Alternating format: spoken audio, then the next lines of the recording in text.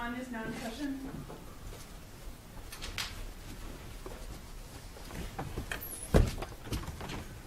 Please be seated.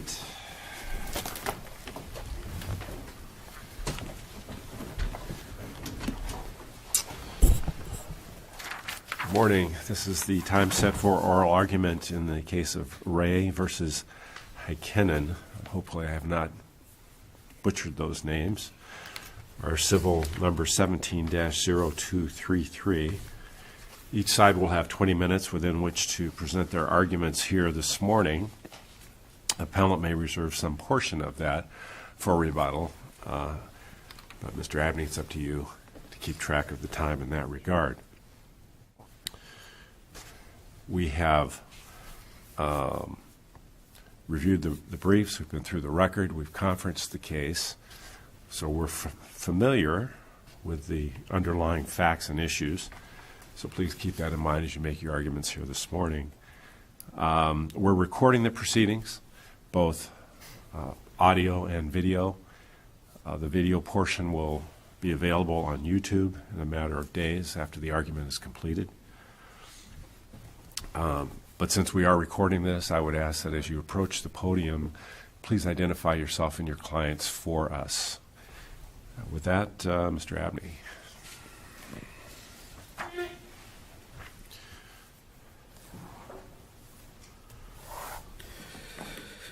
Thank you, Your Honor. May it please the Court, my name is David Abney. I'm representing the plaintiffs' appellants, Ray and Heikkinen. My basic thesis is that the 1941 Price v. Sunfield case really provides the guidance that we need. Has the plaintiff either abandoned the case or has the delay caused any sort of prejudice to the defendants? And here there's no allegation of prejudice. There's a few comments that were made at oral argument that delay is not a good thing, and it's certainly delay is not a good thing, but delay in itself should not be enough to end a lawsuit. The important thing here is to let the plaintiffs have their opportunity to hold the people that they say are responsible for their daughter's death responsible if they can, to have their day in court and to prove up the facts and their damages. Well, Mr. Abney, let's say for a minute that we agree with you that maybe this case should go back. My question is, when it goes back, what is there? You have clients who are deemed to have admitted what appear to be certain critical facts. If the request for admission, if the trial court believes that their request for admission were admitted, there's going to be some interesting issues to resolve. There's going to be some problems. But some of those requests for admissions were requests to admit legal conclusions, and I do not believe that those are proper requests for admission under any circumstances. Aren't you required to object to those in a timely fashion? I think that would be another interesting argument to make at the trial court. And my argument, if I were there doing that, I would say there's certain things you simply can't ask.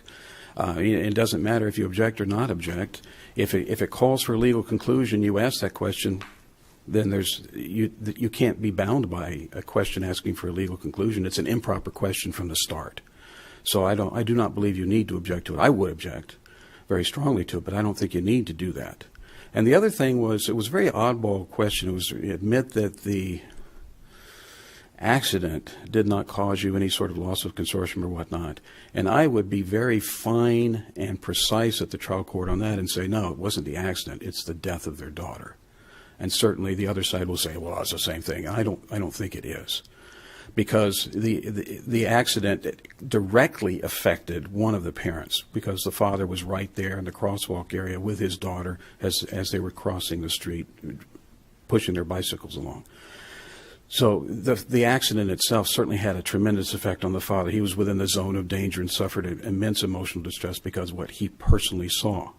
But as far as whether the requests for admission are damning and end the case, I think that's something the trial court needs to resolve, and it wasn't resolved at the trial court. The trial court did this on the basis of the delay itself. The other question I had was, or one of them was, as the parties are, certainly the plaintiff is struggling, or the parties are struggling here with the discovery process, such as it was, there doesn't appear to have been much of any effort to involve the court in apprising it of the issues and seeking direction or assistance from the court. I think that would have been a great idea.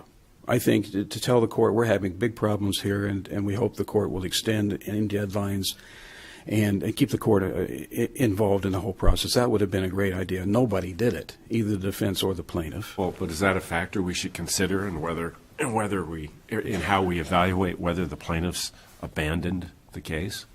Well, no. I think you might consider that as part of the overall circumstances of what should have been done, what should be done in this case. But I don't think it's a controlling circumstance. I argue later in the opening brief toward the end that there should be a multi-factor examination, and I think that's really a distillation of what Arizona courts have been doing for many decades. You consider many things that went on. You consider the fault of the defendants, if any, the fault of the plaintiffs, any unusual circumstances in the case. I think that'd be a great idea if this court, in its resolution, suggested that there really should be a multi-factor test, and that one of the factors would be delay. One of the factors would be, have you involved the court in this? Have you taken procedural steps to keep the case moving along, to keep the court apprised? You know, there's a whole bunch of things that should be considered. I laid them out in the opening brief, what the federal circuits have been doing, and it makes a lot of sense. One thing that I emphasized in the opening brief, and I'd like to re-emphasize here, is that the factor that appears over and over in the federal circuits, with the odd exception of the 11th Circuit, which I think would follow the 5th Circuit since it's a breakaway from the 5th, and maybe it just hasn't come up, that the big factor, the factor that's in every one of these circuits is prejudice. Has there been some sort of prejudice to the defendants? And here, other than having possibly and hopefully having an easy victory taken away from them, there is no prejudice. And I would note... Well, hold on. Can't delay by itself just be prejudicial? You know, you see some loose language to that effect in some of the opinions. I don't think so. Under the... That's why we have statute of limitations. I mean, well, the we notion do. that you're not going to have to defend something years after an event. Right. And try to remember everything that happened. Yes. And in this case, not only... I mean, it's way, way past the event. It is past the event now, but at the very start, during the pre-litigation phase, the plaintiff's lawyer gave to the other side the accident report, which was detailed because it was a death, the medical examiner's report because it was a death, and the medical records from Phoenix Children's Hospital for the couple of days that the child lingered after the initial impact. So they had an enormous amount of information that the defense had at the beginning. I struggle to see what the prejudice would be when they had that sort of information. And I would note for the court that the defendants didn't file a disclosure statement until after they filed a motion to dismiss. So the defendants weren't exactly pushing things along either. There's blame on both sides. But in an abandonment case, aren't we looking at what the actions of the plaintiff take? Primarily, yes. Okay. But there's no intent I mean, there's slowness in getting things done. And primarily because of the unusual translation difficulties and cultural difficulties. Things can always move faster. Absolutely, no question about this. And this should have been moved faster. I'm not going to try to polish the apple and say that this was a model of efficiency. On the other hand, I would like to polish the apple that these people really deserve a chance to show that there is liability on the part of these people and that their daughter died because of what they did. And that's very important. You know, in the background of these cases, and we hardly ever or never discuss it, is malpractice insurance. You know, there's sort of a bell ringing in the back of everybody's mind. Well, it's a malpractice case, and let the lawyer bear the burden of dealing with this. But there's so much more to justice than just some sort of money. There's also holding people responsible for what they did. And, you know, I hope that bell really will stop dinging in the background, that these people will have a chance to get into court and to prove liability and to prove their damages. If I can run through my checklist here, I submit there was no intent to abandon, no prejudice. And what harm does it do to the judicial system to consider less drastic sanctions when you get right down to it? Why not say, okay, this has not been a well-run circus. Why don't you pay for the cost of getting a translator? You get a translator by a set date. Pay for the cost of the translator. Pay for the cost of the depositions. Pay a little bit of money for the time that these attorneys have spent on the other side and some fees and whatnot. Do something of that nature instead of leaping to the most drastic sanctions that you can impose. Because that most drastic sanction denies these people a chance to prove their case at all. And that's not the way we should do things, I would submit to the court. And my last point I've already discussed basically is to lobby for a multi-factor test. There's a great one that Almara Sepanian suggested in her article, and I provided citation to that article. She suggests a 6-part test, and that's in the opening brief, so I don't need to recite that. But a little more guidance for the courts. You've got this 1941 case, and we have cases following that say this provides the best guidelines, and then you have sort of flashes of we should consider all the circumstances or consider what both parties did, and it would be nice to have more guidance from the court as to exactly what trial courts should be doing and what lawyers should be doing as well. And with that, if I may reserve my time. All right. Thank you. Thank you, Your Honor.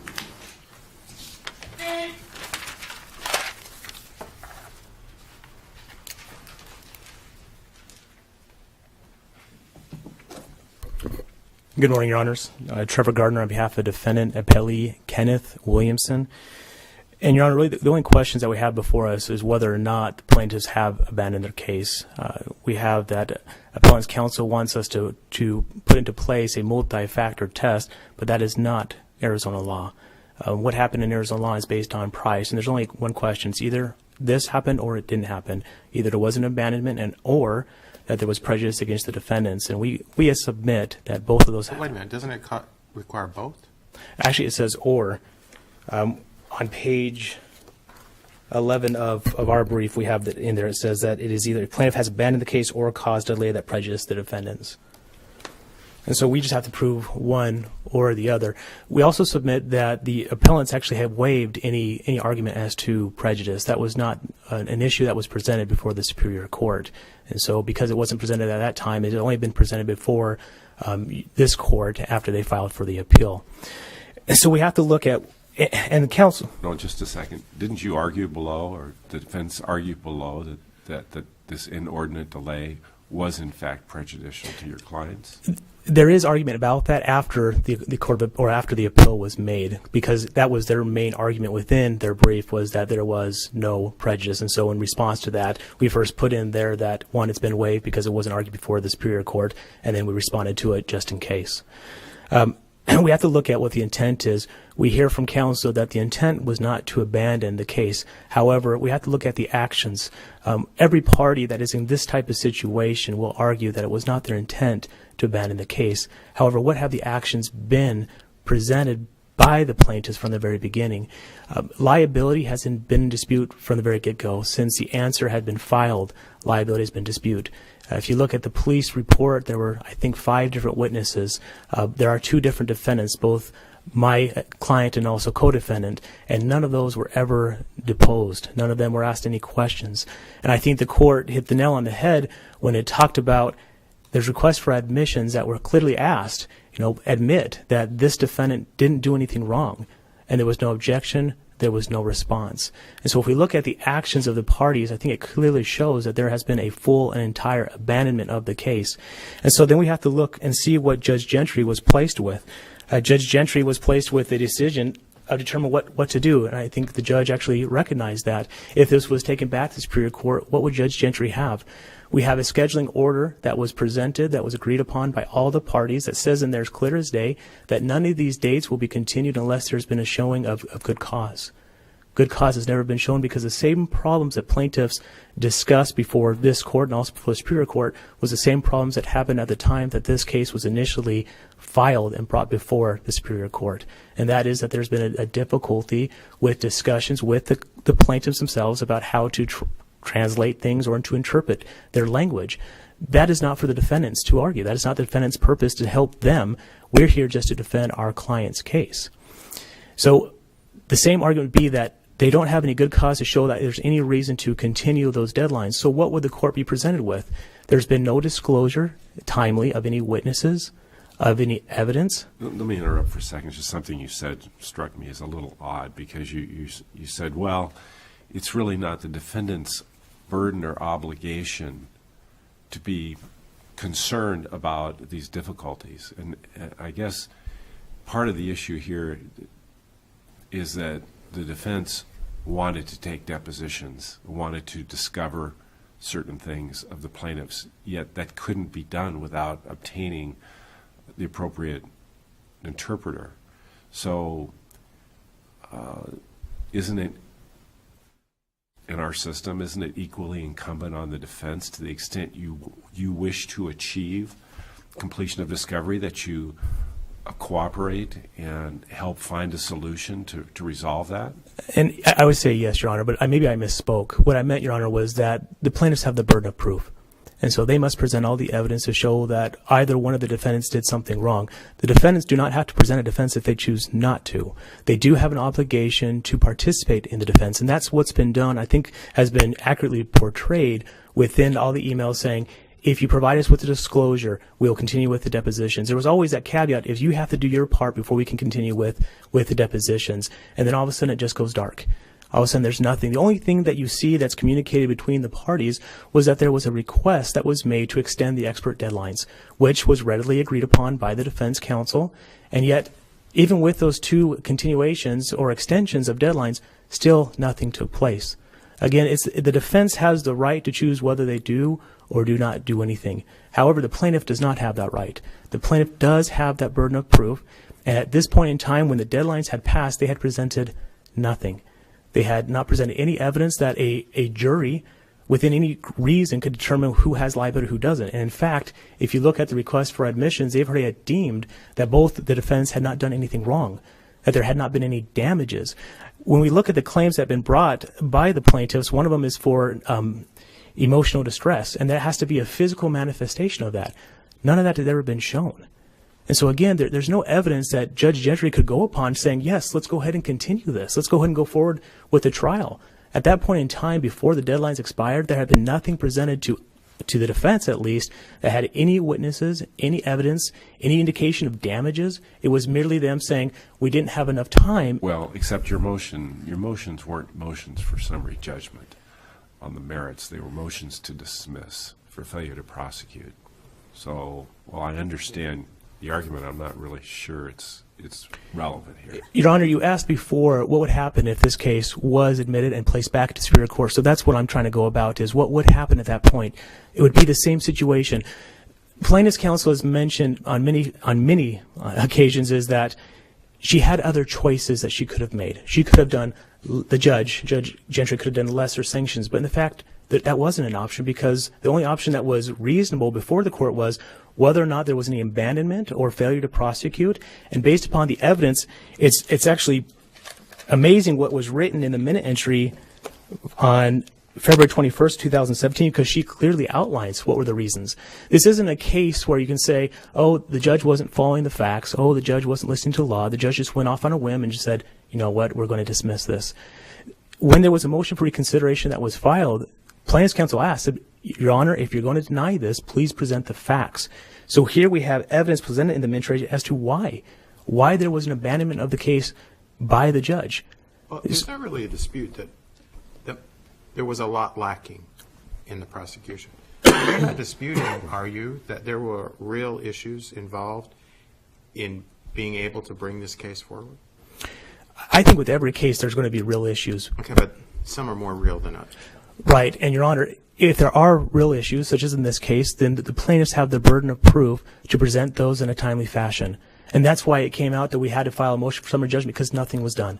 And it's not the fault of the defendants that plaintiffs didn't move. The time was granted to them. It was 4 years from the time that they had this incident to the time that this was dismissed. Did you ever alert the trial court that there was a language barrier prior to filing your motion to dismiss? The defendants? Yes. No, Your Honor. And I thought in Cooper we said that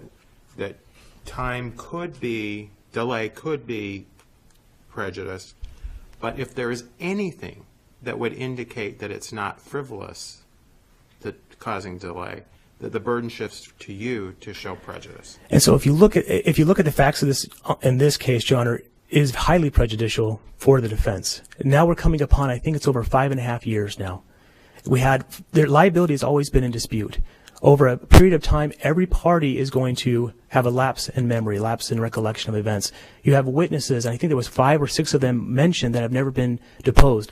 The plaintiffs have a burden, again, burden of proof, but they also have a burden to preserve evidence. At no point did they do anything. Again, their actions showing that they abandoned their case to preserve that evidence to not prejudice the defendants. But are we speculating if we go off on that road today? Because you could say that in any case, that, oh, it's 5 years, so there's prejudice. And Your Honor, I think you stated actually before that that's the reason why we have these statute of limitations. That's why we have these laws to actually help the parties understand that there is a need to hurry, to rush. And actually defendants have a right to be able to have these cases come and go as quickly as possible. I mean, if you think about the poor defendants, my client and also co-defendants, they've been having this over their head for the past 4 years. But that's not the prejudice we're talking about. We're talking about the ability to defend. And Your Honor, and that's the reason. Start doing a deposition, and you actually had people with memory loss that couldn't remember, et cetera, then we would have actual prejudice in this record, right? Yes, Your Honor. But we don't have that today. And Your Honor, You point to one area where you say, look here, this is where I proved or demonstrated I have actual prejudice in defending my case. not with the fact of the defense, Your Honor, no, because the time has passed based on the court order to provide that evidence. And so it's not mere speculation. Now there's not even an ability, unless they go back and they say, oh, now we see that there's good cause, and so we're going to extend the deadlines. The good cause has not ever been shown. And the scheduling order by Judge Gentry states clearly as can be, there has to be good cause. So now there's not even a possibility. It was as Judge Winthrop just mentioned, if it goes back to Superior Court, what at that point can happen? And so we have to look at this. You're going to file, if that happens, you would file a motion for summary judgment. Yeah, that would be correct, Your Honor.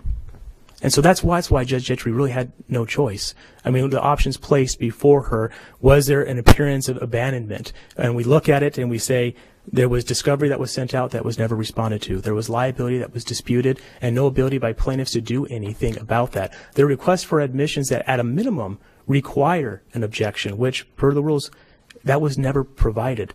There was time after time, there was mentions in the email about, we will file a motion to compel, provide that to us. And it just goes silent. It wasn't until these motions were filed at the last day that possible was there all of a sudden, oh, now I can get to it. So that proves, Your Honors, that proves because after the deadlines had passed and we had filed those motions, all of a sudden she produced stuff, that there really wasn't that barrier. Because if that barrier existed, how is it possible that within a month all of a sudden everything was produced? So I think that argument is actually not even a true argument. It's an excuse that's been presented to this court in an attempt to preserve something that they had more than sufficient time to present accurately and timely before this court. Just to follow up on Judge McMurdy's question, I just want to make sure I understand. I know you're apprehensive that there's been some lapse of memory, or perhaps the witnesses identified in the accident report won't be able to remember with the same clarity. Is there anything in this record that actually proves that, number one, or number two, that any of those witnesses are now no longer available because they're deceased, or they've moved and nobody knows where they are? Your Honor, I do not believe on the top of my head that exists, because again, the plaintiffs didn't make any attempt as a showing of abandonment of their case to find out what the liability decision was by the other parties or what they witnessed at that time.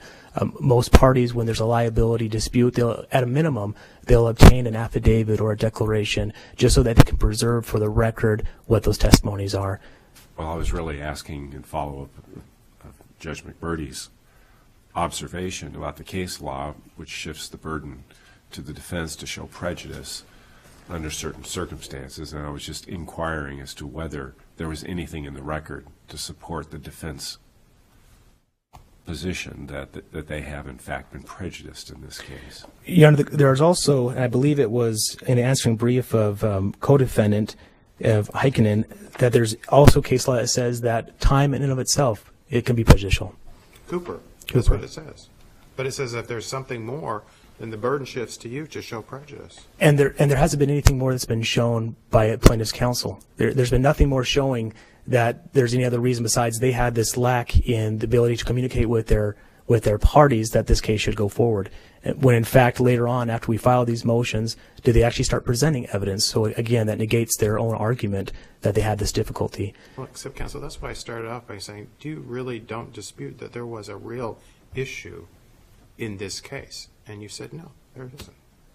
I don't believe I could. There was a real issue at one point. However, that time has passed for them. They have not presented any evidence that would help to support that the time should continue, that they should be granted in continued time. I mean, if that were true, Your Honor, with all cases, once they pass the statute of limitations, they can argue, but I had a real reason, I just didn't get to it in time. That's not a valid argument.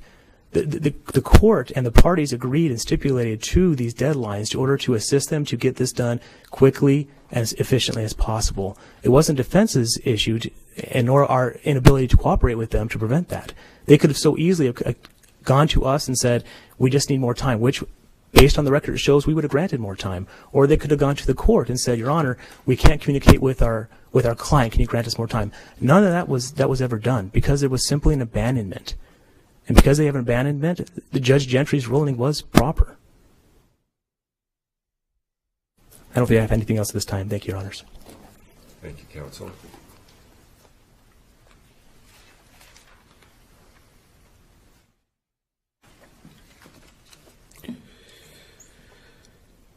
Just a few very short points. I believe it is an or test, abandonment or prejudice.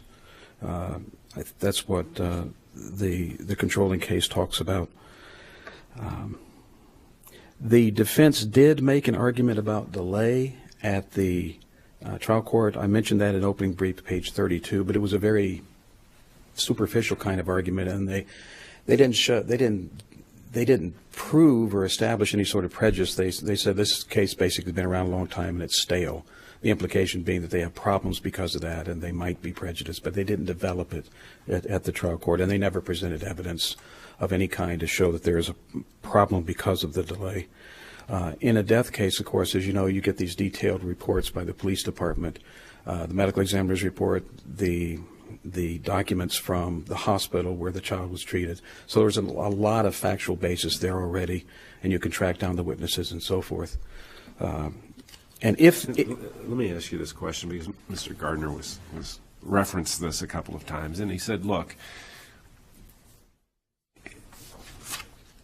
maybe there were language issues in this case, but maybe they weren't quite as insurmountable as plaintiff's counsel below wants them to appear, because once the Rule 41 motion was filed, all of a sudden out came a lot of information. What inferences should we draw from that, if any? Well, there had been, I'm not sure about the inferences. I think I'll answer the question if I get started in the right direction. There had been a deposition scheduled by the defendants, and they had extreme difficulty finding a qualified interpreter. The parents came into Phoenix. They spent some time with the counsel for their counsel and getting ready for the deposition, and then the deposition that the defendants had noticed was canceled because they couldn't find a qualified interpreter.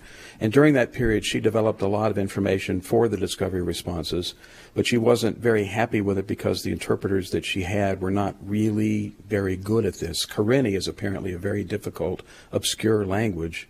And it's more like, you get a cousin or a friend or a relative or somebody to come in and talk and try to interpret, and they're really not very good at it. So she had some information, and she had started on the responses and set it aside in the hopes of getting a qualified interpreter.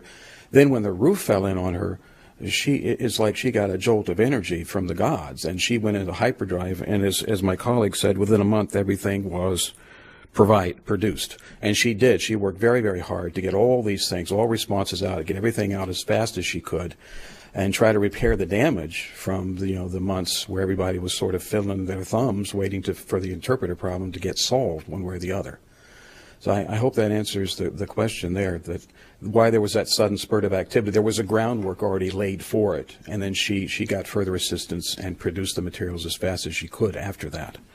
Is there any reason that the discovery that can be developed from English-speaking people like the witnesses was never conducted?